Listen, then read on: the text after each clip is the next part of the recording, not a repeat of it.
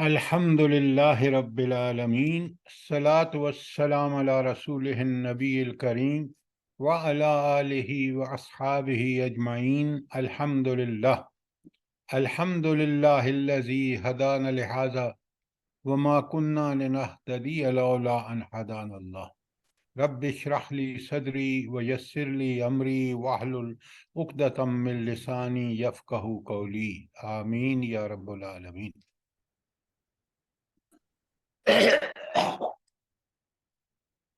کل ہم نے آیت نمبر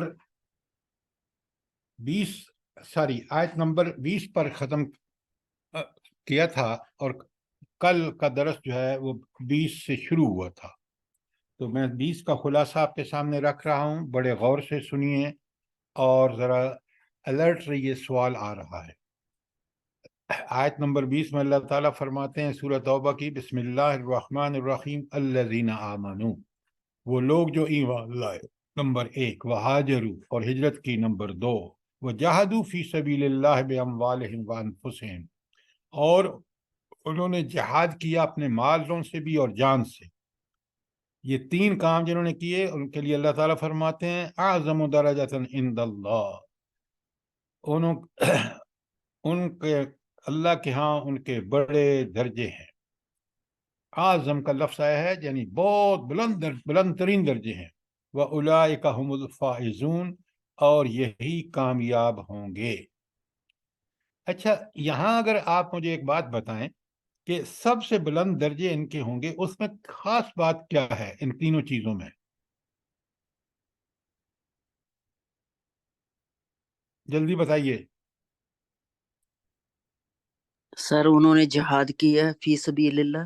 نہیں، یہی تو نہیں، اب سنیں ذرا، جہاد فی سبیل اللہ مال اور جان سے ہر ایک پر فرض ہے۔ ابھی میں آیت بتاتا ہوں آپ کو۔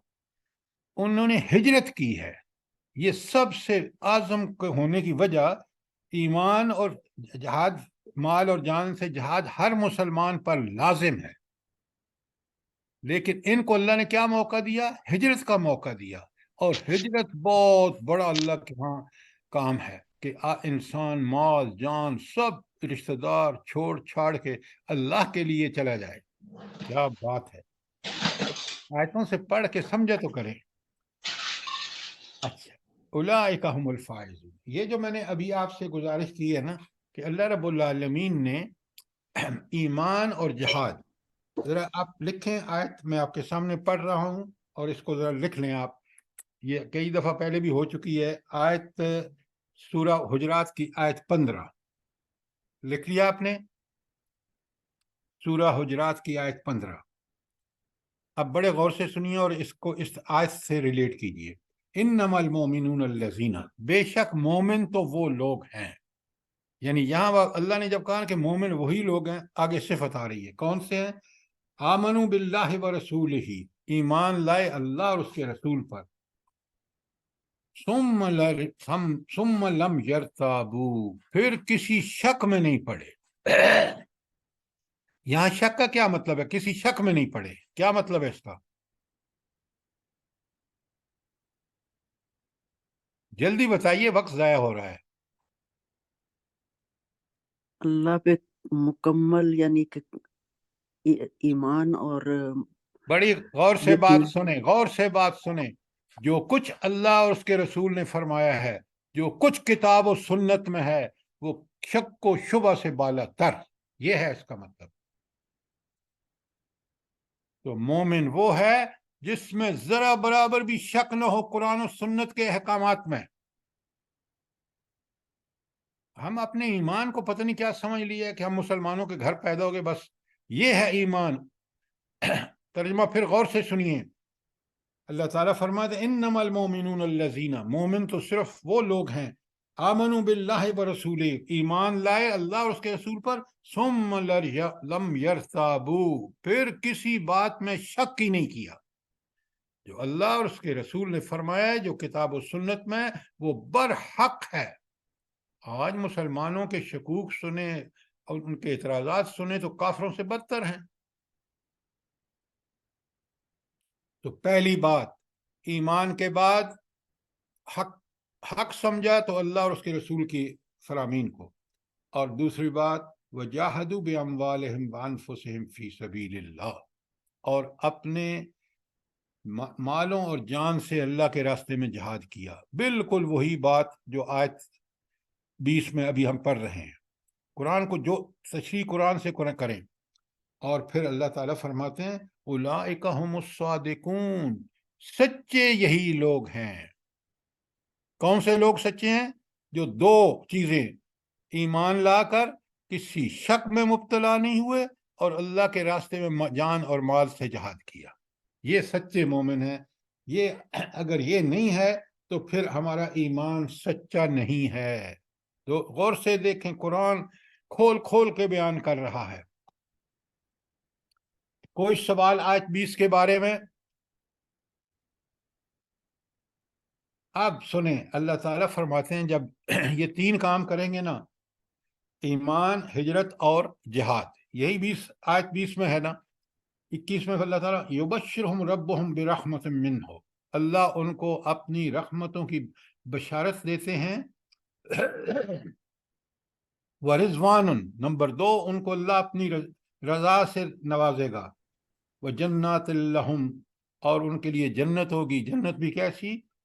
لہم فیہا نعیم مقیم، جو نعمتوں سے بالکل آراستہ ہوگی.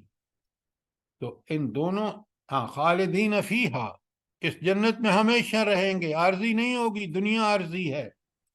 ان اللہ عندہ اجر عظیم، اللہ کے پاس تو بہت زیادہ اجر ہے، کوئی اس کا حد و حساب ہی نہیں ہے. ان تین آیتوں میں اگر آپ بڑے غور سے لیکن 20، 21 اور 22 میں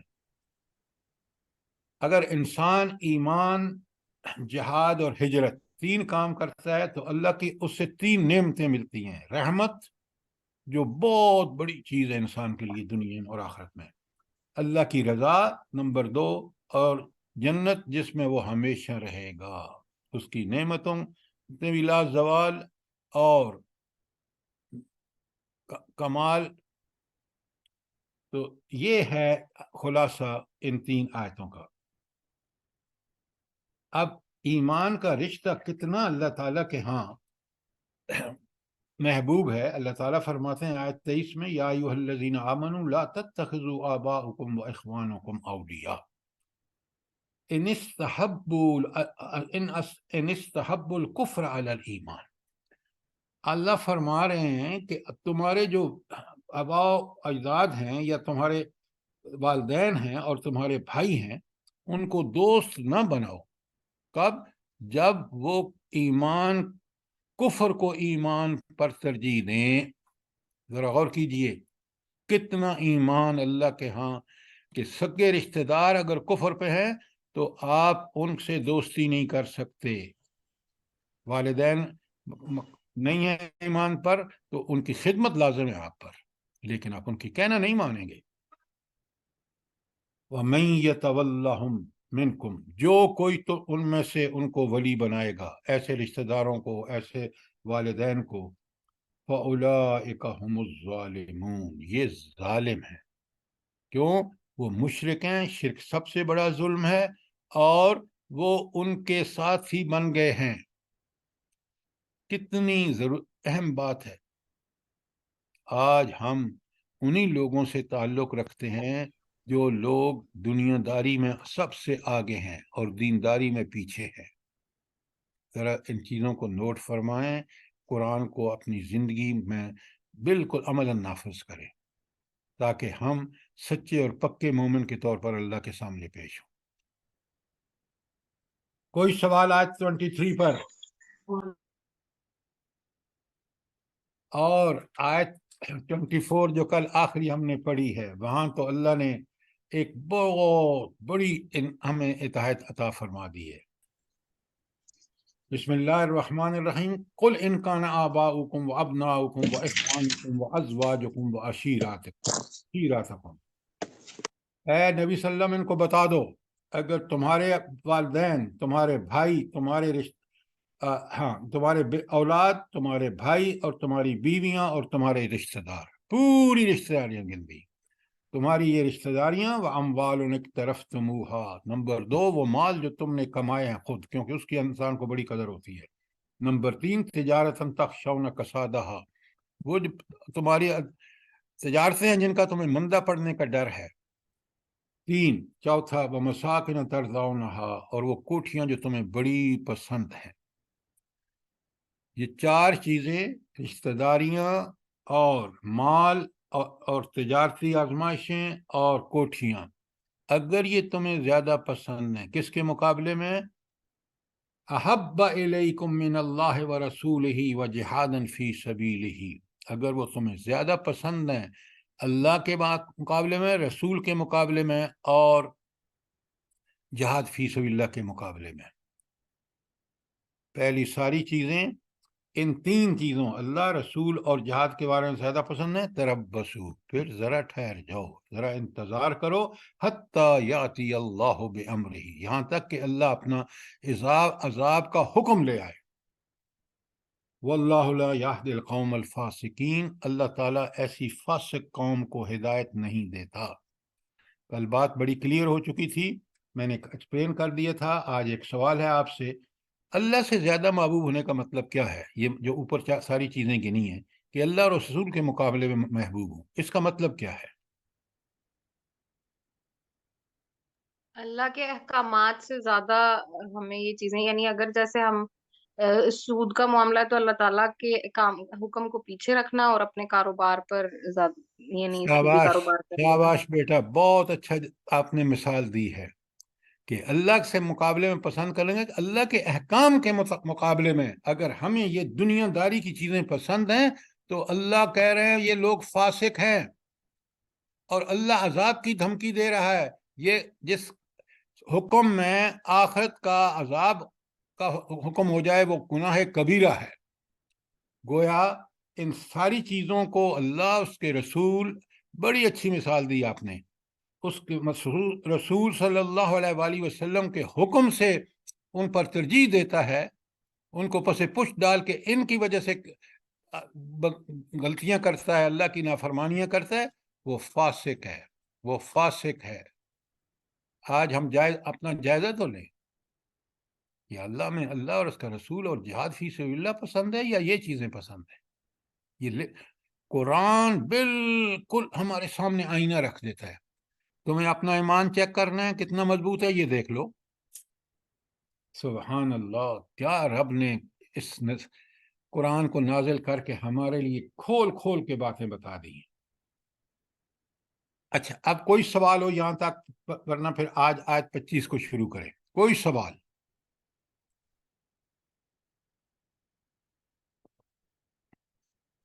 آپ چلیں، اگر آپ کا کوئی سوال نہیں ہے، میں تھوڑا سا اس کا بیک گراؤنڈ بتا دوں۔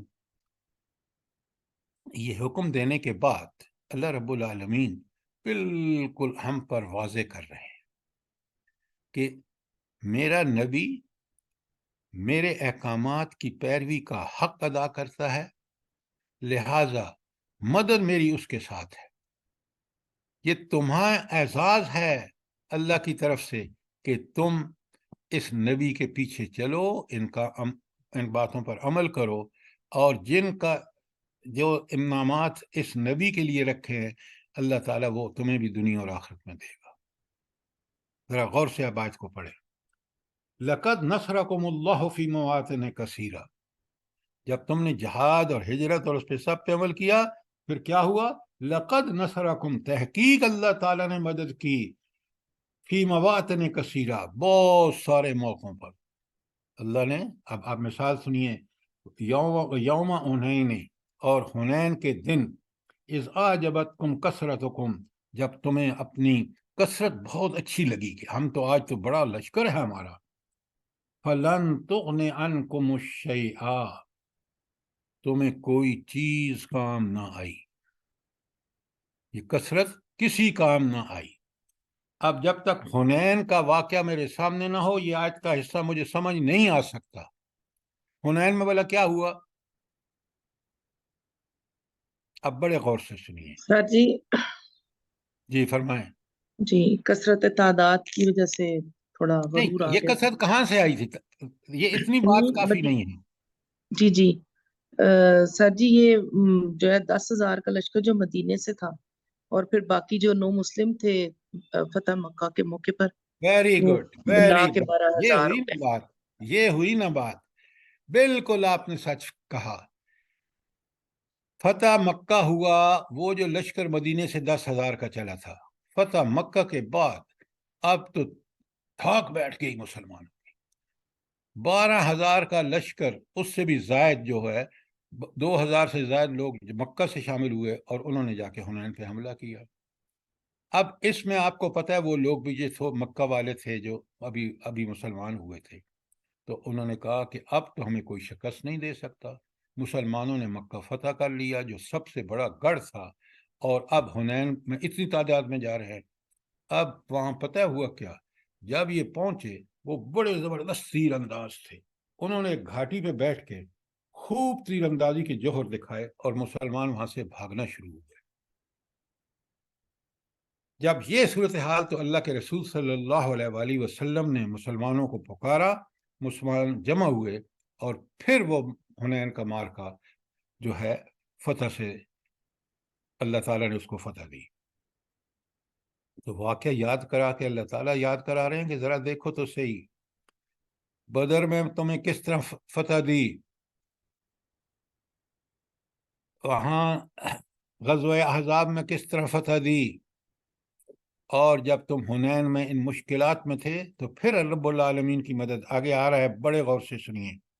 وَضَاقَتْ عَلَيْكُمُ الْأَرْضُ بِمَا رَحُبَتْ، اور یہ زمین اپنی تمام وسعتوں کے باوجود تم پر تنگ پڑ گئی. جب انہوں نے تیر اندازوں نے حملہ کیا نا گھاٹی سے، ثُمَّ وَلَّيْتُمْ مُدْبِرِينَ، اور پھر تم پیٹ پھیر کر بھاگ نکلے. یہ کیسی کیفیت ہے جو قرآن بیان کر رہے ہیں، ذرا غور کریں. تو اب یہاں میں آپ کو 2 آیتیں سناتا ہوں اور آپ ذرا اس کو لکھ لیں. پہلی آیت ہے جو تبصرہ ہے سورہ انفال میں بدر پر، وہاں ایک آیت ہے انفال کی 45، سورہ انفال 45.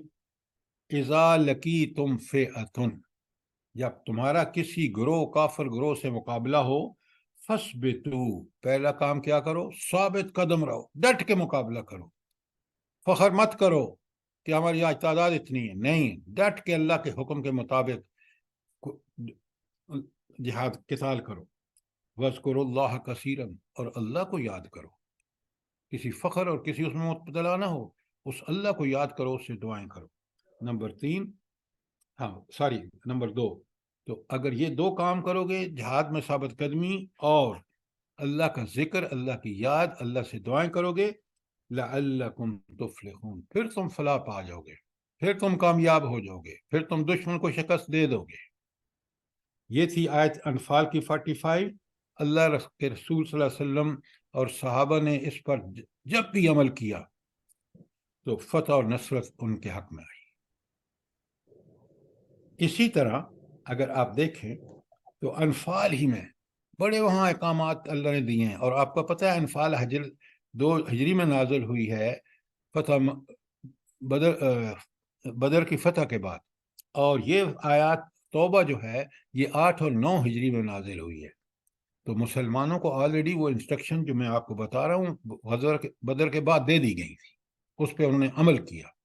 لیکن حنین کے دن ان سے غلطی ہوئی کہ وہ جو نئے مسلمان آئے تھے اور انہوں نے سب نے یہ سمجھا کہ آج تو ہماری تعداد اتنی ہے کہ یہ حنین والے ہمارا کیا مقابلہ کریں گے، اور وہاں جو صورتحال پیش آئی وہ آپ نے دیکھ لیا. سورہ انفال کی لکھیں آیت 46 47، بڑی اہم ہے. وہاں اللہ نے کیا حکم دیا، وَأَطِیعُوا اللَّهَ وَرَسُولَهُ، پہلا کام کیا کرو، اللہ اور اس کے رسول کی اطاعت، ہر کام میں، ہر معاملے میں، ہر وقت. نمبر 1. نمبر 2، وَلَا تَنَازَعُوا فَتَفْشَلُوا وَتَذْهَبَ رِيحُكُمْ، اور آپس میں جھگڑا مت کرو، تنازع مت اٹھاؤ، ورنہ کیا ہوگا، تمہاری ہوا اکھڑ جائے گی، تم اور تم جو ہے وہ کمزور ہو جاؤ گے۔ تیسری بات وَاصْبِرُوا، اور صبر کرو۔ 3 باتیں، اللہ اور رسول کی اطاعت، اور آپس میں جھگڑو مت، اور نمبر 3 صبر کرو، استقامت، جو اوپر فَاصْبِتُوا آیا ہے۔ تو اگر یہ کام کرو گے 3، ان اللہ مع الصابرین، اللہ ایسے صبر کرنے والوں کے ساتھ ہے۔ وَلَا تَكُونُوا كَالَّذِينَ خَرَجُوا مِنْ دِيَارِهِمْ بَطْرًا وَرِئَاءَ النَّاسِ، اور ان لوگوں کی طرح نہ ہو جانا جو اپنے نکلے تھے شہروں سے بطرًا ورئاء الناس، فخر کرتے ہوئے اور ریاکاری کرتے ہوئے۔ یہ کون لوگ تھے جو نکلے تھے فخر کرتے ہوئے اور ریاکاری کرتے ہوئے؟ کون تھے؟ مشرکین مکہ، ویری وہ جہل گڈ، کا لشکر ویری تھا گڈ۔ جو جب وہ نکلے مکہ تھے سے آئے۔ ڈھول باجے کے ساتھ اور بڑا شوشا کرتے ہوئے۔ قرآن نے، آپ دیکھیں آج مسلمان کتنا دور ہے اللہ کے احکامات سے۔ کبھی آپ نے سورہ نصر پہ غور کیا ہے؟ بڑے غور سے سنیں۔ سورہ نصر اس وقت نازل ہوئی ہے جب پوری طرح تسلط تھا، فتح نبی کریم صلی اللہ علیہ وسلم نے بدر سے لے کر اور ہر مارکے میں کفر پر غلبہ پا لیا۔ اس وقت اللہ نے فرمایا اذا جاء نصر اللہ والفتح، جب اللہ تعالیٰ تمہیں مدد دے اور تمہیں فتح سے ہمکنار کرے تو پھر کیا کرو؟ فَسَبِّحْ بِحَمْدِ رَبِّكَ، اس وقت بھی تعریف کس کی ہے؟ اس اللہ کی جس نے یہ غلبہ آپ کو دیا، جس کے احکامات پہ عمل کر کے آپ اس غلبے کے حقدار بنے۔ اس کا شکر کس کو ہے؟ اللہ کو ہے۔ کوئی گانے، کوئی بجانے، کوئی میرے فلانے، یہ جو بکواس ہوتے ہیں اللہ کو ناراض کرنے والے کام، یہ نہیں ہونے چاہیے۔ اس وقت بھی فَسَبِّحْ بِحَمْدِ رَبِّكَ، اپنے رب کی تسبیح کر کہ اس نے تمہیں اس حال میں لے کے آیا کہ وہ نبی جو مکے میں اپنی ابتدائی زندگی میں انتہائی مجبور تھا، اس کو اللہ تعالیٰ نے پورے عرب پر غلبہ دے دیا اور فرمایا اگر جب اللہ اور اس کے رسول کی فَسَبِّحْ بِحَمْدِ رَبِّكَ وَاسْتَغْفِرْهُ، اور پھر اس سے معافیاں مانگو۔ کیا ممکن ہے کہ آپ سے کوئی غلطیاں نہ ہوئی ہوں اس دوران؟ جانے میں، انجانے میں، کسی ایسے مجاہد جو پکا سچا نہیں تھا تو اس پہ اللہ سے معافیاں مانگو۔ اِنَّهُ كَانَ تَوَّابًا، پھر وہ آپ کی طرف بڑی شفقت اور محبت سے متوجہ ہوگا۔ تو آپ غور فرمائیں، اسلام انسان کو ہر کامیابی پر اللہ کا شکر ادا کرنے کا حکم دیتا ہے، کیونکہ یہ سب کچھ اس کے فضل و کرم سے ممکن ہوا۔ اس نے ہمیں یہ توفیق بخشی کہ ہم کر پائے۔ کبھی انسان اپنے اوپر یہ نہیں لیتا کہ یہ میرا کمال ہے۔ ہر کمال کس کا ہے؟ اللہ تعالیٰ کا ہے، اسی کا بخشا ہوا ہے۔ بڑی قرآن بندے کو ایسی تربیت کرتا ہے، ہر حال میں، جنگ میں، امن میں، صلح میں، ہر حال میں۔ یہ تھے احکامات۔ جو 2 آیتیں میں نے لکھوائی ہیں، پہلی انفال کی 45 ہے اور دوسری 46 اور 47 ہے، کہ جو جنگ کے موقع پر احکامات دیے ہیں اللہ نے، کتنے پیارے ہیں۔ اچھا، اب آگے چلتے ہیں آیت نمبر 25 میں کیا تھا؟ اللہ تعالیٰ مومنوں کو بتا رہا ہے کہ جب یہ دیکھیں نبی کریم صلی اللہ علیہ وسلم پہ اللہ تعالیٰ کے احسانات دیکھیں، وہ جنگیں ہوں۔ جی سر آج کل نا، اللہ معاف کرے، ہم ایسے مسلمان گھٹیا ہی سمجھنے ہو گئے ہیں کہ نہ ہماری موتیں اللہ کے رسول کے مطابق ہیں اور نہ ہماری خوشیاں اللہ کے رسول کے مطابق ہیں۔ خوشیوں میں بھی پاگل ہو جاتے ہیں اور موتوں میں بھی پیٹنا شروع کر دیتے ہیں۔ استغفر اللہ توبہ۔ اصل میں بات یہ ہے، آپ پنجابی کا ایک محاورہ ہے بڑا پیارا، رب رس سے، یعنی اللہ تعالیٰ ناراض ہو، مت کھسے، عقل، اللہ پھر اس کا وہ عقل کھو دیتا ہے اللہ کے حکم سے۔ تو یہ آپ جو کہہ رہے ہیں نا، یہ اس وجہ سے ہے کہ اللہ تعالیٰ ہم سے ناراض ہے۔ اور اللہ تعالیٰ ہم سے کیوں ناراض ہے بھلا؟ جلدی بتائیں، آپ ہی بتائیں۔ اللہ کے احکامات پر پورے نہیں اتر رہے آپ۔ ہاں، ہم اللہ کے احکامات کے مطابق نہیں کر رہے۔ یہاں ایک نقطہ بڑا غور سے سمجھیے، دیکھیں قرآن انسان کو وہ فکر، وہ نقطہ نظر، وہ ویژن، وہ بصارت عطا کرتا ہے دنیا کی کوئی کتاب نہیں کر سکتی۔ میں نے بھی کم کتابیں نہیں پڑھی، میں انجینئرنگ میں ماسٹر امریکہ سے کی ہے، لیکن خدا کی قسم قرآن جو کچھ کہتا ہے، قرآن جو انسان کو دیتا ہے، وہ کوئی دنیا کی کتاب دے نہیں سکتی۔ یہ بصیرت عذاب سنیں، زندگی آپ میری آتے بات ہی سنیں، ذرا بات کم کیا کریں اور سنا زیادہ کریں۔ اللہ رب العالمین ہمیں وہ احکامات، اس قرآن سے ہماری فکر وہ فکر بنتی ہے کہ جو بصیرتوں کا مجموعہ ہے۔ ھذا بصائر للناس، یہ قرآن بصیرتوں کا ویژن کا مجموعہ ہے۔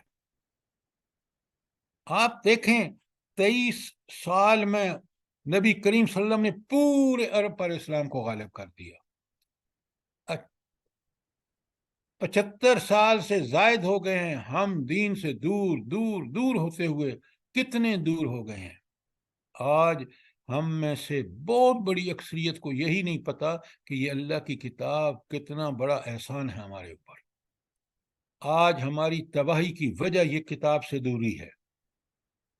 یہ باتیں سمجھیں۔ اچھا، اب اللہ فرماتے ہیں، ذرا غور سے سنیں، کہ نبی کریم صلی اللہ علیہ وسلم کو ساری صحابہ کو یاد دلایا کہ ذرا اگر تم یہ کام نہیں کرو گے نا تو اللہ تو اپنے نبی کی مدد کرے گا۔ حنین میں کیسی مدد کی اللہ، حنینی کے بارے میں اللہ تعالیٰ فرماتے ہیں آیت 26 میں، ثم انزل اللہ سکینتہ، پھر اللہ نے ان پر اپنی طرف سے اطمینان اور سکینت نازل فرمائی، علی رسولہ وعلی المؤمنین۔ اس بھگدڑ میں جو حنین میں مچ گئی تھی، وہ تیر اندازوں کی وجہ سے، اس وقت اللہ رب العالمین نے اپنی سکینت، اطمینان، وہ ایسا عطا فرمایا رسول اللہ صلی اللہ علیہ وسلم اور مومنین کو کہ اس حالت میں بھی آپ نے مقابلہ کر کے اور ان پر قابو پا لیا۔ اور اللہ فرماتے ہیں پھر اللہ کی مدد دیکھیں، سبحان اللہ سبحان اللہ، وَأَنزَلَ جُنُودًا لَّمْ تَرَوْهَا، اس نے وہ لشکر اتارے جو تم نہیں دیکھ رہے تھے۔ یعنی مدد کس کی طرف سے آئی؟ اللہ کی طرف سے۔ کون نازل ہوئے؟ فرشتے نازل ہوئے۔ عذب الذین کفروا، اور انہوں نے کافروں کو بڑا سخت عذاب دیا۔ وَذَلِكَ جَزَاءُ الْكَافِرِينَ، اور یہ ہے بدلہ کافروں کا۔ اچھا، کافروں کو کب اللہ تعالیٰ عذاب دیتا ہے بھلا؟ جلدی بتائیں، ابھی پڑھ رہے ہیں آپ کہ ایک کام کرو گے تو اللہ تمہارے ساتھ، فرشتوں کے ساتھ تمہاری مدد کرے گا، اور اگر تم یہ کام نہیں کرو گے تو پھر کافر اسی طرح تمہیں ترنوالا سمجھیں گے جیسے آج سمجھ رہے ہیں۔ یہ تربیت ہو رہی ہے مسلمان لشکروں کی، مسلمان مجاہدین کی۔ یہ قرآن بتا رہا ہے کہ اللہ ان کو عذاب دے گا بشرطے کہ تمہارے اندر یہ ساری خوبیاں موجود ہوں، تم اللہ کے لیے لڑو۔ تم 313 ہوگے تو میں ان 1000 کافروں کو جو کیل کانٹے سے لیس ہوں گے ان کو بھی تمہارے ہاتھوں شکست دلواؤں گا۔ تم نہتھے افغان مجاہدین ہوگے، نہ تمہارے پاس کھانے کا پورا، نہ پہننے کا پورا، نہ تمہارے پاس ہتھیار پورے، اور میں تائید اور نصرت کر کے تمہیں غالب کروں گا پورے امریکہ اور اس کے حواریوں پر۔ آپ کی آنکھوں کے سامنے نہیں ہے؟ ہم کیوں نہیں دیکھتے آنکھیں کھول کے؟ کاش ہم اس قرآن کو سمجھتے، یہ بصیرت ہمیں مل کے رہتی۔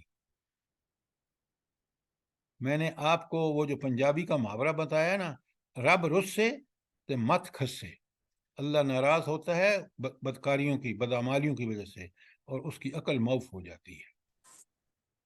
آپ آج دیکھیں تو صحیح، ساری دنیا کو چھوڑ دیں، آپ اپنے ملک کو دیکھیں کیا تباہی ہے، بندے کی نیند اڑ جاتی ہے جب وہ فلسطینی مسلمانوں پر مظالم کی انتہا دیکھتا ہے۔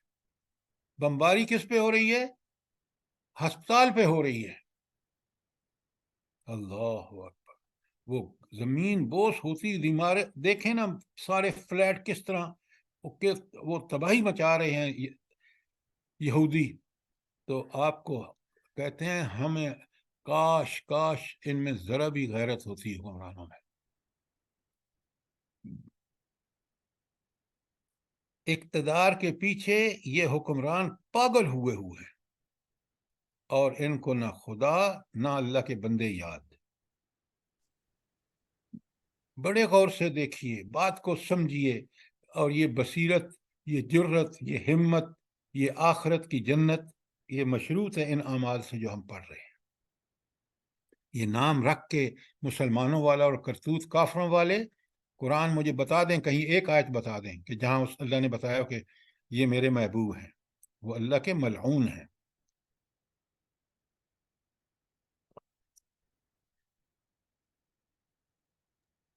سر آیت نمبر سورہ نمبر بتا دیں پلیز، میں بھی جوائن کی ہے۔ جو پہلی میں نے ایکسپلینیشن کے لیے آیت 25 کی بتائی ہے نا، وہ ہے سورہ انفال کی 45 اور سورہ انفال ہی کی 46 اور 47۔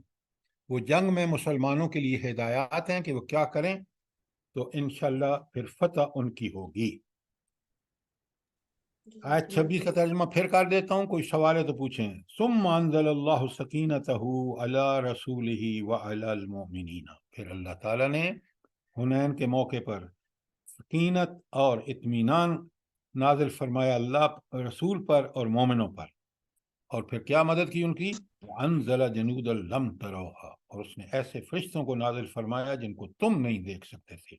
عذب الذین کفروا، تاکہ اللہ عذاب دے کافروں کو، سزا دے۔ وذالک جزاء الکافرین، اور یہی بدلہ ہے کافروں کے لیے۔ کوئی سوال، کوئی چیز کلیئر نہ ہوئی ہو؟ آگے چلتے ہیں، اگر کوئی سوال نہیں ہے۔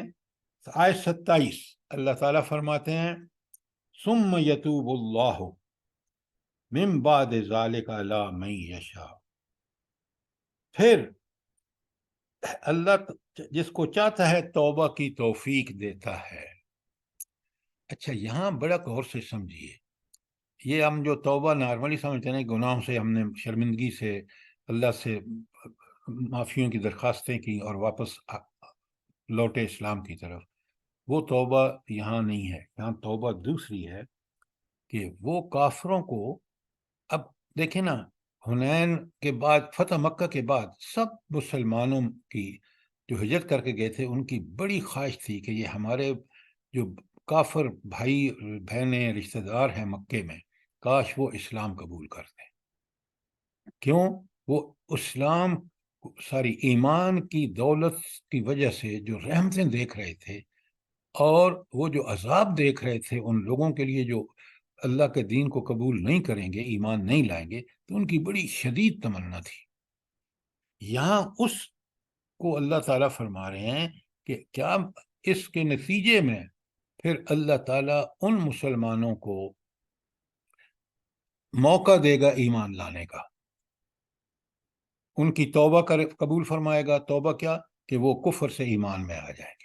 اور آپ نے دیکھا کہ فتح مکہ کے بعد بہت بڑی تعداد مسلمان ہوئی، بلکہ حنین کے لشکر میں 10,000 کا لشکر مکے سے آیا تھا، اور وہ لشکر 10,000 سے بڑھ کر 14-15 ہزار ہو گیا تھا، اور یہ سارے لوگ مکے سے شامل ہوئے تھے جو مسلمان ہوئے تھے۔ یہ ہے اس کا مطلب کہ ثم یتوب اللہ من بعد ذلک علی من یشاء، پھر اللہ تعالیٰ جس کا چاہے وہ توبہ قبول فرمائے۔ واللہ غفور الرحیم، اللہ تعالیٰ کی صفت ہے وہ معاف بھی کرتا ہے اور وہ رحم بھی کرتا ہے، لیکن کس پر؟ جو ایمان لا کے ایمان کے مطابق زندگی گزارے، اس کے لیے اللہ کی مغفرت بھی ہے سابقہ گناہوں کی جو اس نے سے ہو چکے ہیں، کیونکہ اب توبہ کر لی اس نے سچی، اور وہ رحمتوں کا بھی مستحق ہو گیا دنیا میں بھی اور آخرت میں بھی. کوئی سوال، کوئی چیز کلیئر نہ ہوئی ہو؟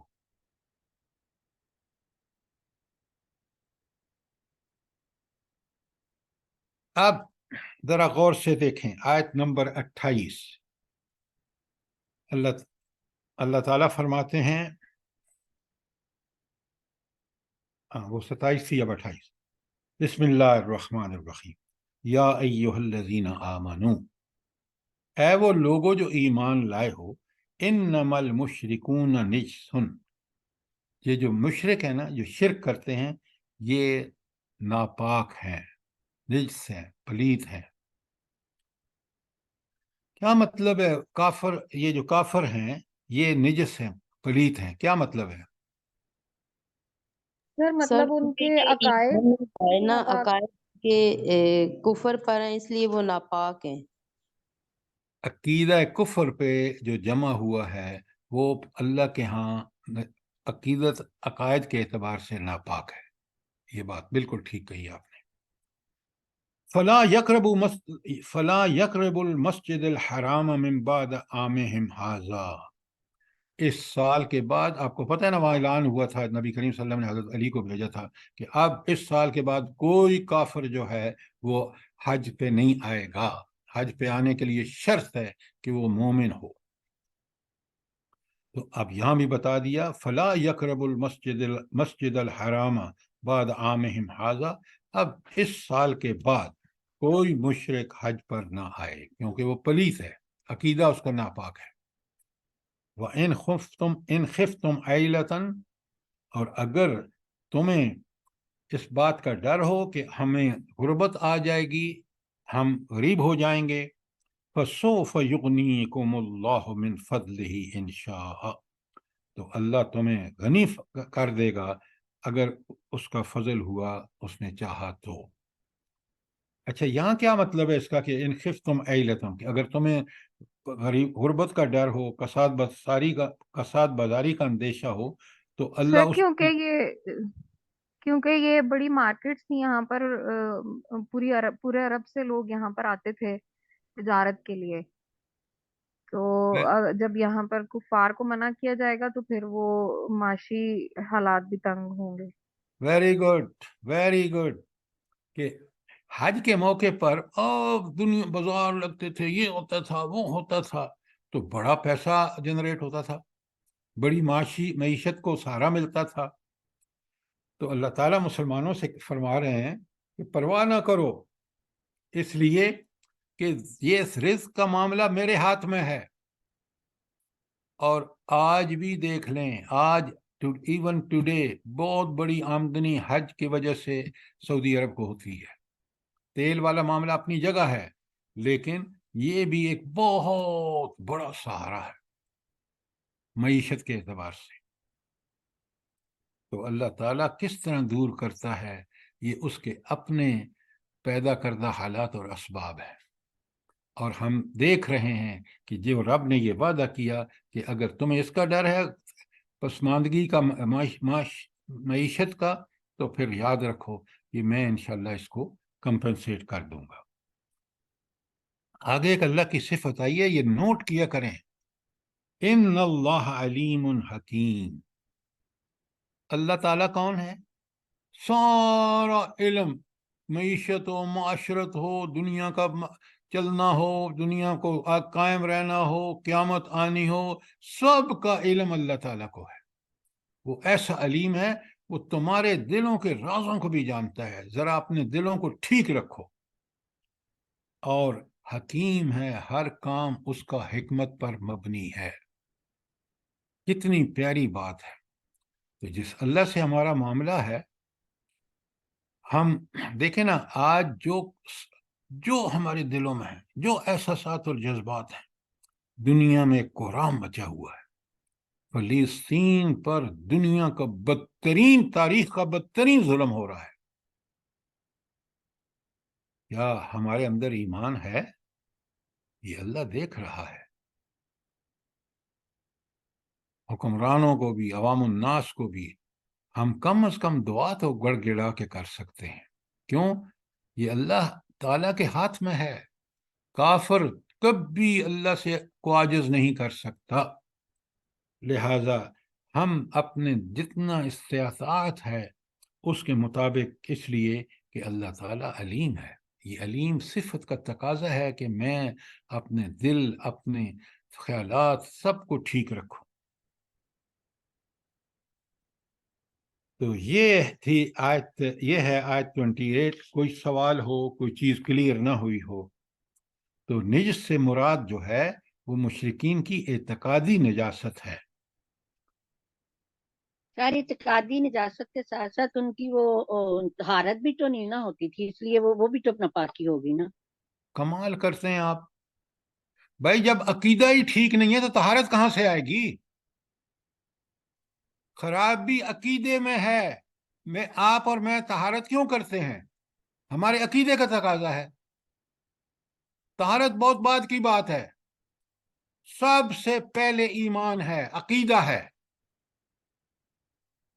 آپ کے عمل کا محرک بھی عقیدہ ہے. آپ کی بھلائی اور نیکی کا کام کرنے کا بھی محرک عقیدہ ہے. آپ بہت آگے جا کے پکڑ دیں گے وہ طہارت نہیں کرتے تھے. بھائی وہ وضو کیوں کریں؟ ان کا عقیدہ ہی نہیں ہے ٹھیک. تو بات عقیدے کی ہے. آج بھی خرابیاں کی اصل جڑ آپ دیکھیں تو عقیدہ ہے، اس کو درست کرنے کی ضرورت ہے.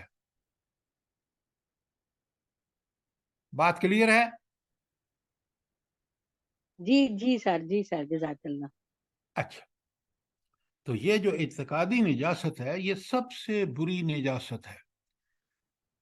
اچھا، ایک چیز آپ سب لوگ اچھی طرح سمجھ لیں، ایمان سب سے بڑی دولت ہے. ایمان کائنات کی سب سے بڑی دولت ہے. یہ آپ کی ساری فکر کو ٹھیک سیٹ کر دیتا ہے کہ میرا آقا مالک، خالق، رازق، حاکم، رب ہے. توحید کا یہ ہے نچوڑ. آخرت کا نچوڑ یہ ہے کہ یہ آ کے رہے گی. یہ سارے موت کے بعد برزخ کے بعد اللہ تعالیٰ زندہ کر کے مجھے پہنچنا ہے کہاں؟ میدان حشر میں. وہاں حساب کتاب ہونا ہے، وہاں فیصلہ ہونا ہے. اس کے بعد مجھے گزر کے جانا ہے پل صراط سے. یہ سارا یقین مجھے ہوگا. آپ یقین رکھیں، اگر میرا آخرت پہ یقین ہے میں برائی دنیا میں نہیں کروں گا. آج میں برائیاں اس لیے کر رہا ہوں کہ ہوگی تو دیکھا جائے گا. ذرا اس عقیدے کو سمجھیں، اس ایمان کی اہمیت کو سمجھیں. کتنی پیاری دعا، اللہم حبب الینا الایمان. اے اللہ، ایمان کو ہمارے لیے محبوب کر دے. وَزَيَّنَهُ فِي قُلُوبِنَا، اور ہمارے دلوں میں اس کو خوبصورت بنا دے. ایمان آپ کو ہر برائی سے بچاتا ہے. اور اگر ایمان میں استقامت ہو جیسے نبی کریم صلی اللہ علیہ وسلم اور صحابہ اور صحابیات کی تھی، تو آپ دیکھ لیں انہوں نے دنیا میں وہ مار کے سر کیے ہیں جو عقل سمجھ بھی نہیں سکتی. اور آج دیکھ لیں مجاہدین افغانستان کو. آج آپ دیکھ رہے حماس کے مجاہدین کو، انہوں نے کس طرح غرور توڑا ہے، امریکہ کا بھی اور اس کے سرپرست یہودیوں کا بھی. ابھی دیکھیں یہ حق و باطل کا مارکا ختم نہیں ہوا، یہ چل رہے گا قیامت تک. اور آپ دیکھیں گے کہ اللہ تعالیٰ ان کی مدد کیسے کرتا ہے اور ان لوگوں کو رسوا کیسے کرتا ہے جو اس معاملے میں اللہ کے دین کے تقاضے کے مطابق، ایمان کے تقاضوں کے مطابق عمل نہیں کر رہے. بہت اچھی طرح سمجھیے.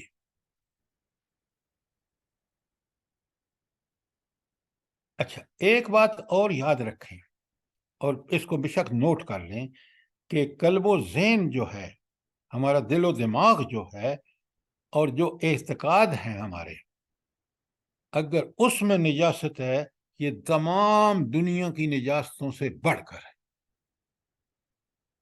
کوئی نجاست اس کا یہ سب سے بری اور بدترین اور سب سے بڑی نجاست ہے. کون سی؟ دل و دماغ کی اور اعتقاد کی. ساری دنیا آپ دیکھ رہے ہیں تباہی کو. اور آج اگر آپ دیکھیں نا، عوام الناس مسلمان امریکہ میں، یورپ میں مظاہرے کر رہے ہیں.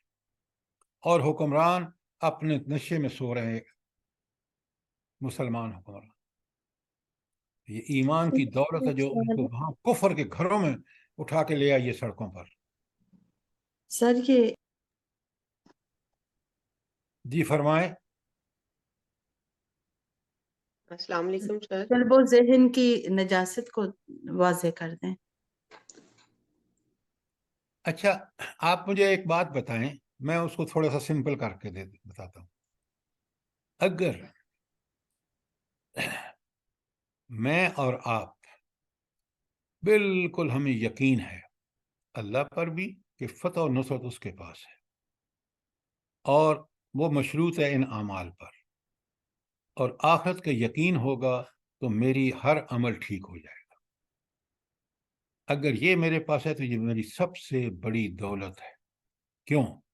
یہ مجھے دنیا کو, لوگوں کو راضی کرنے کے لیے اللہ کی نافرمانی نہیں کر سکتا میں. کیوں؟ مجھے پتہ ہے میرا رب مجھ سے راضی ہوگا تو دنیا اور آخرت سنور. لہذا سب سے بڑی دولت ایمان ہے. اور اگر یہ دولت آپ کے پاس نہیں ہے تو آپ دنیا کے غریب ترین انسان ہیں. کیسے؟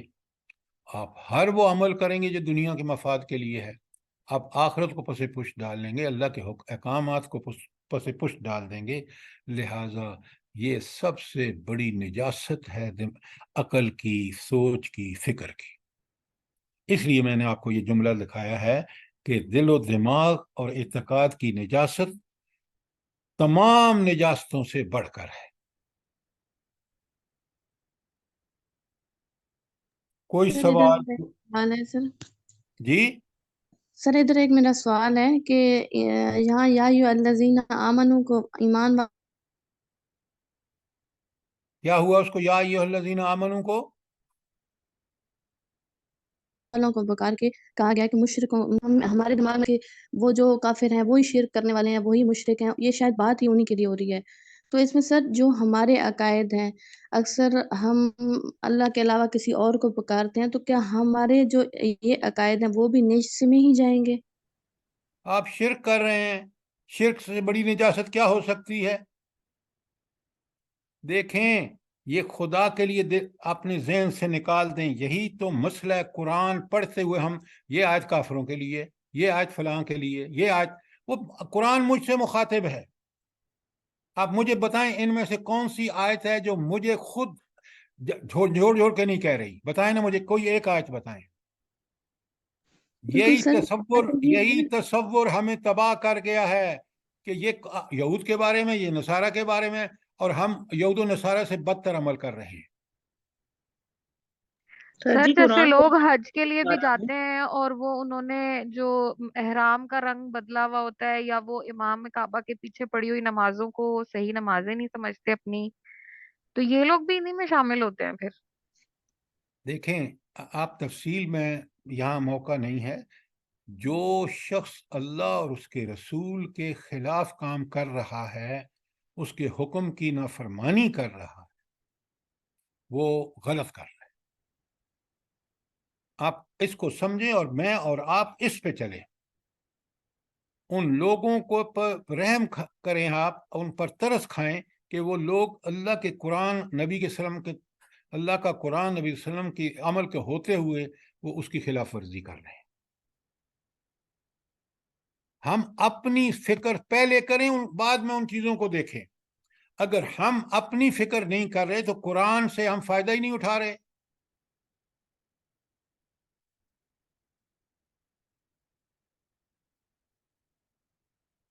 اگر کوئی سوال ہے تو ضرور کریں, کوئی اور کامنٹس ہے تو بتائیں, لیکن اس بات کو سامنے رکھیں کہ عقیدہ ٹھیک 16 آنے نہیں ہوگا. عقیدہ ٹھیک ہوگا قرآن و سنت کا علم حاصل کر کے, قرآن و سر وہی سنت بات پر ہے عمل کہ کر. سب سے بڑی بات یہ ہے کہ اکثر تو ہم نفس کے پجاری ہیں, ہمارا جو دل کرتا ہے ہم اس پہ چلتے ہیں, تو وہ سارا کچھ پھر ہم مطلب دل اس آیت سے بہت ڈر گیا ہے کہ شرک جو ہے وہ بھی ایک نفس, جو نفس کی بات ماننا بھی ایک شرک میں ہی آ جاتا ہے جب اللہ کے دین سے ہٹ کے ہم کوئی کام کرتے ہیں. اچھا، آپ کو اتنی بات سمجھنے میں کوئی دقت ہے؟ ایک ہے اللہ کا حکم، میں اس کو ماننا رسول اللہ صلی اللہ علیہ وسلم کے طریقے پر میرا فرض ہے، میں اس کو چھوڑ کے اپنے نفس کی بات اپنے مرضی کے مطابق اس پر عمل کرتا ہوں، تو مجھے بتائیں شرک اور ہے کیا؟ کہ میں نے اللہ کے حکم کو اپنے نفس کی خواہش کو اس سے بہتر نعوذ باللہ سمجھا، تو شرک نہیں کیا تو اور کیا کیا میں نے؟ کیوں نہیں بات اس کو ہماری سمجھ میں آتی؟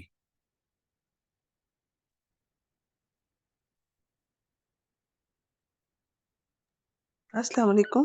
وعلیکم السلام ورحمۃ اس طرح تو واقعی میں ہر عمل کو اگر ہم دیکھتے ہیں، اب اپنے دل کی باتیں کرتے ہیں پورا دن میں، تو ہم تو پھر اس طرح ہوئے نا اب بھی، تو ہم توبہ طائف کریں، توبہ کریں اللہ تعالیٰ سے اور اپنے گناہوں کی معافی مانگے اور صحیح طریقے پہ چلیں دل کے ساتھ۔ جزاک اللہ، بالکل بالکل صحیح۔ اچھا، سر اب اگر جی جی سر یہ لکھا ہوا ہے نا کہ اگر تمہیں رزق کی کمی کی وجہ سے تم پریشان ہوگے تو میں تمہیں رزق دوں گا، تو اس آیت سے تو ہمارا عقیدہ اور بڑھ جاتا ہے کہ اگر ہمارے رزق کم ہے تو اللہ سے مانگے، انشاءاللہ اللہ ہمیں رزق دیں گے، انشاءاللہ دیں گے اللہ کے حکم سے۔ تو دیتا ہی وہی ہے۔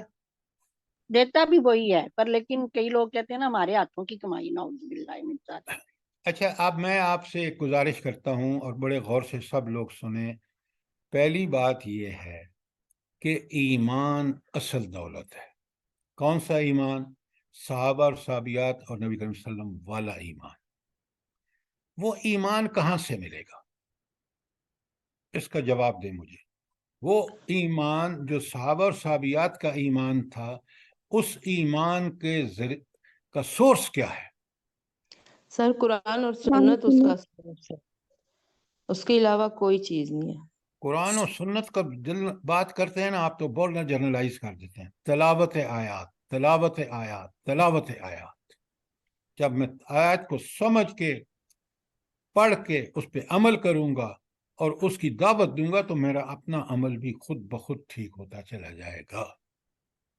ہم قرآن کی تلاوت ٹھیک سے نہیں کرتے، ہم سینما جب اللہ کے فحاشی اور عریانی کا اڈا قائم کرتے ہیں، کہتے ہیں یہاں اس کی ابتدا تلاوت قرآن سے ہوگی۔ بینک کھولتے ہیں تو کہتے ہیں اس کی تلاوت قرآن سے۔ تلاوت قرآن اس لیے ہے، اللہ تعالیٰ فرماتے ہیں سورہ انفال کی آیت نمبر 2 میں،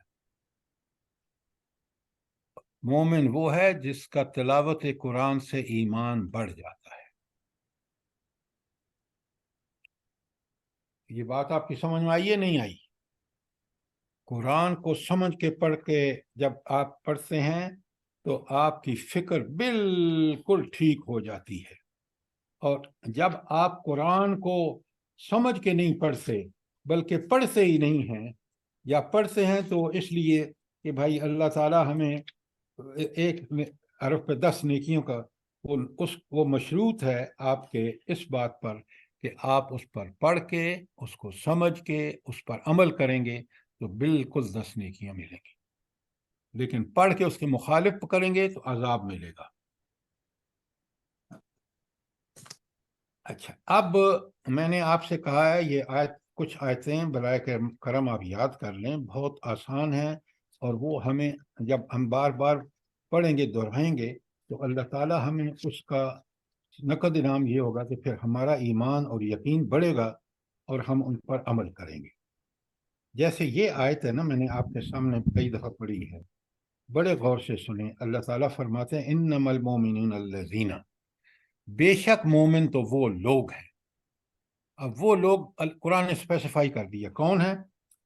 اذا ذکر اللہ وجلت قلوبہم، جب اللہ کا ذکر کیا جاتا ہے تو ان کے دل دہل جاتے ہیں، ڈر جاتے ہیں کہ اللہ، اس ہستی کے پاس میں نے پیش ہونا ہے جو میرے دلوں کے خیالوں سے بھی واقف تھا، وسوسوں میں جو آتے تھے وہ واقف تھا، مجھے اس کے سامنے پیش ہونا ہے، زندگی کا حساب دینا ہے، اعمال کا حساب دینا، جو عدل سے ایک بال برابر نہیں ہٹے گا۔ ڈرنا چاہیے نہیں ڈرنا چاہیے؟ اور اگلی آیت جو بالکل وَإِذَا تُلِيَتْ عَلَيْهِمْ آيَاتُهُ زَادَتْهُمْ إِيمَانًا، جب ان پر اللہ تعالیٰ کی آیات ان کے سامنے تلاوت کی جاتی ہیں تو ان کا ایمان بڑھ جاتا ہے۔ میں نے آپ کو بتایا ہے آخرت کی آیات تلاوت سمجھ کے پڑھیں جہنم کی، انسان خوف زدہ ہو کے کہتا ہے اللہ مجھے ایسے اعمال سے بچا جو مجھے اس جہنم میں پھینکا جاؤں۔ جب میں جنت کی نعمتوں لا زوال اور بے مثال نعمتیں جن کا تصور بھی آج ممکن نہیں ہے، اس کا حقدار بننے کے لیے مجھے نیک عمل کرنا پڑے گا، تو میں نے نیک عمل کی وہ پیدا ہوتی ہے رغبت، اس وقت میرا ایمان بڑھ جاتا ہے۔ سر یہ آیت نمبر کون سی؟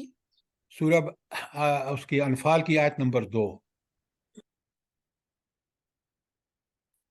قرآن ہمیں صحیح فکر دیتا ہے، اور صحیح فکر صحیح عمل اس سے وجود میں آتا ہے۔ تو اس لیے عقیدہ دنیا کی سب نعمتوں سے بڑی نعمت ہے۔ میرا عقیدہ ٹھیک ہوگا، مجھے اللہ کے حاکم ہونے پر یقین، آخرت کا یقین ہوگا کہ یہ سارے مراحل میں یقین مانے برائی سے بچنے کا، اس سے بہتر اگر کوئی ہے ذریعہ تو مجھے بتا دیں آپ کہ نہیں اس سے بہتر یہ طریقہ ہے، آپ بتا دیں مجھے۔ چاچی ہو ہی نہیں سکتا، ہو ہی نہیں سکتا، یہ سمجھ آئے نا ہمیں، یقین مانے ہم بڑے پکے مسلمان ہوں۔ ہم نے دنیا میں اللہ نے بھیجا آزمائش کے لیے، امتحان کے لیے، اور ہم اس دنیا کو اپنا مطمع نظر سمجھ بیٹھے۔ یہ ایک سب سے بڑی خرابی ہے، اور اس دنیا کو صحیح اپنی اصلی قیمت کے کتنی عارضی، کتنی اللہ ہی کی بنائی ہوئی، اللہ کے احکامات کے مطابق چل رہی ہے، اس کا یقین آپ کو اسی وقت پیدا ہوگا جب آپ کا ایمان ٹھیک ہوگا۔ یہاں تو دیکھیں نا، یہاں ہم آئے ہیں کمائی کرنے کے لیے، اس کمائی کا بدلہ کہاں ملے گا؟ آخرت دنیا میں۔ آخرت میں سر جی، آخرت دنیا میں۔ آخرت، بالکل ٹھیک کہا، دنیا اور آخرت دونوں میں۔ تو خدا کے لیے اس قرآن کو سمجھ کے پڑھیں، ایک ایک آیت آپ کو بالکل آپ کی فکر میں کجی جتنی بھی ہے نا دور کر دے گی۔ میں آپ کے سامنے ایک آیت پڑھتا ہوں قرآن کی، ذرا اس کو بڑے غور سے سنیں اور وہ لکھ لیں۔ یہ سورہ بقرہ کی آیت 256 ہے۔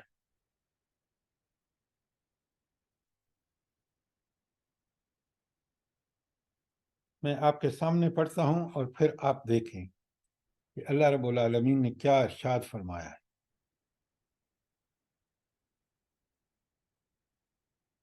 ایک ایک آیت کو جب آپ پڑھیں گے نا سوچ سمجھ کے، اللہ تعالیٰ فرماتے ہیں بسم اللہ الرحمن الرحیم،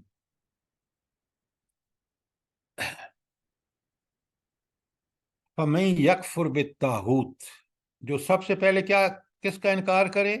طاغوت کا۔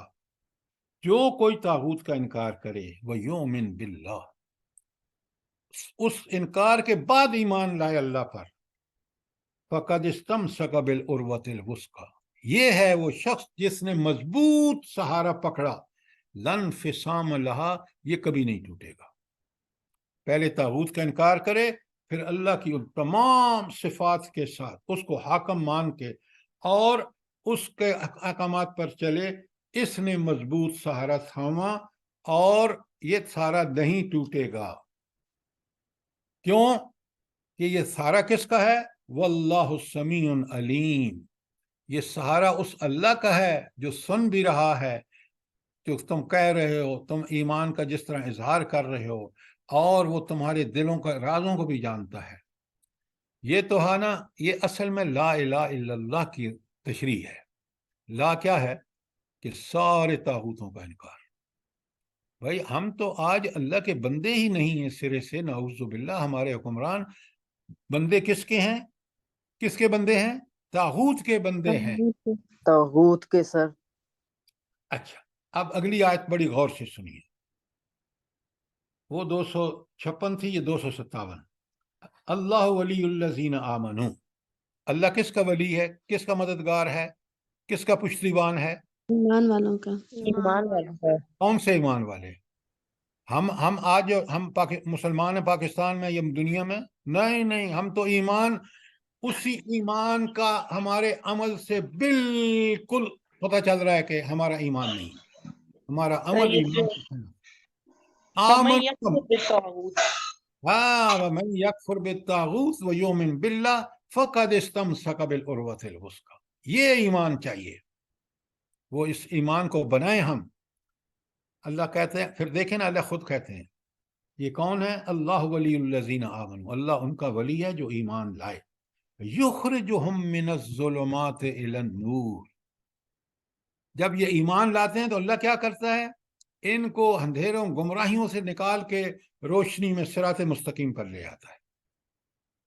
جوں جوں ایمان کے تقاضے پورے کرتے جاتے ہیں وہ ایمان بڑھتا چلا جاتا ہے، طاغوت کا انکار کرتے ہیں، اللہ کی اطاعت کرتے ہیں، تو اندھیروں سے نکال کے اللہ روشنی میں لے آتا ہے۔ اور آج ہمارے مسلمانوں کا کیا حال ہے، ذرا آگے غور سے سنیے۔ والذین کفروا، جنہوں نے انکار کیا۔ اب انکار دو قسم کا ہے، بڑے غور سے سمجھیں۔ ایک ہے عملاً انکار، کہ ہاں میں مانتا ہوں لیکن عمل اس کے مطابق نہیں ہے، یہ ہے عمل کا انکار۔ ایک زبان سے بھی انکار اور عمل سے بھی انکار۔ وہ جو کافر بیٹھا ہے نا، بت پرست انڈیا میں، وہ اس طرح کا کافر ہے۔ اور مسلمانوں میں جو مسلمان دعویٰ اسلام کا کرتا ہے اور عمل اس ایمان کے خلاف کرتا ہے، وہ عملاً کفر کر رہا ہے۔ فتوے مت لگائیے لیکن اپنے آپ کو دیکھیے۔ اللہ کہتے ہیں والذین کفروا، جنہوں نے چاہے عملاً کفر کیا یا زبان اور عمل دونوں سے کیا، اولیاءہم الطاغوت، ان کے ولی کون ہیں، ان کے مددگار کون ہیں؟ طاغوت۔ یخرجونہم من النور الی الظلمات، وہ انہیں اس روشنی جو اللہ نے ایمان کی وجہ سے ان کے اندر رکھی ہے، وہ اس کو چھین کر ان کے اندر گمراہیوں کو ڈال دیتے ہیں، وہ گمراہیوں کے عادی بن جاتے ہیں طاغوت کے چکر میں۔ آج آپ دیکھیں پورے مسلمان حکام، ان کے کان پر یوں بھی نہیں رونگ رہی، امریکہ سے اتنے ڈرتے ہیں۔ امریکہ نے ان کو جو نقطہ نظر سمجھایا ہے، اس کی وجہ سے ان کی عقل معوف ہو گئی ہے۔ وہ جو میں نے آپ کو بتایا، رب رسے تو مت کھسے، وہ اس کیفیت میں مبتلا ہے۔ یہ ہے سر روشنی۔ یہ جو آپ کہہ رہے ہیں مت کھسے، مت کا مطلب عقل ہے؟ تو آپ کو یہ کیوں نہیں سمجھ آتا کہ آپ کہتے نہیں تیری مت ماری گئی ہے، کہتے ہیں نا آپ، تو مت کا مطلب عقل ہی ہے۔ بالکل ٹھیک کہا آپ نے۔ جی سر یہ جزاک مت خود سے ہوتا ہے، یعنی کوئی چیز کا کھو جانا، کھس کھسے جانا، یہ نہیں، کھسنا آپ کھسے، اردو میں بھی کھسے کہتے ہیں آپ، چھین لے۔ کھسے اچھا کھسے نہیں۔ رب جی رس، جی کھسے کھسے۔ سنیں، رب رسے کہ اللہ تعالیٰ ناراض ہو، مت کھسے تو اس کا نتیجہ یہ ہے کہ اللہ اس کی عقل مت ماری جاتی ہے۔ ٹھیک، جزاک۔ اچھا اب ذرا واپس آیت میں آئیے اور اس آیتوں کو یاد کر لیجئے۔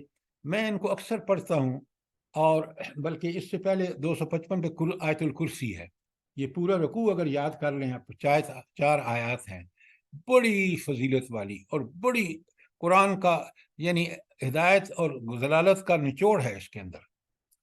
اللہ تعالیٰ فرماتے ہیں والذین کفروا اولیاءہم الطاغوت، وہ لوگ جنہوں نے کفر کیا ان کے ولی، ان کے مددگار طاغوت ہیں۔ یخرجونہم من النور الی الظلمات، ان کو رب ناراض ہوتا ہے تو ان کو نور سے کھو دیتے ہیں، وہ اپنا جو اللہ نے ان کے اندر رکھا ہے پہچان، اور وہ گمراہیوں میں مبتلا ہو جاتے ہیں۔ اولئک اصحاب النار، وہ جہنمی ہیں، فیہا خالدون، صرف جہنمی نہیں، وہاں اس میں ہمیشہ رہیں گے۔ اللہ تعالیٰ مجھے بھی اور آپ کو ایسا علم قرآن اور سنت کا عطا فرمائے جس سے ہمارے عقل اور فکر روشن ہو کر نیک اعمال کرنے پر لگ جائے۔ آمین۔ کوئی سوال، کوئی چیز کلیئر نہ ہوئی ہو، وقت ختم ہو گیا ہے تو بتائیے۔ میں اللہ تعالیٰ سے دعا ہوں کہ اللہ تعالیٰ ہمیں اس قرآن کو ٹھیک ٹھیک پڑھنے، اس کو سمجھنے اور اس پر عمل کرنے کی اور اس کی دعوت دینے کی توفیق عطا فرمائے۔ ربنا تقبل منا انک انت السمیع العلیم وتب علینا انک انت التواب الرحیم۔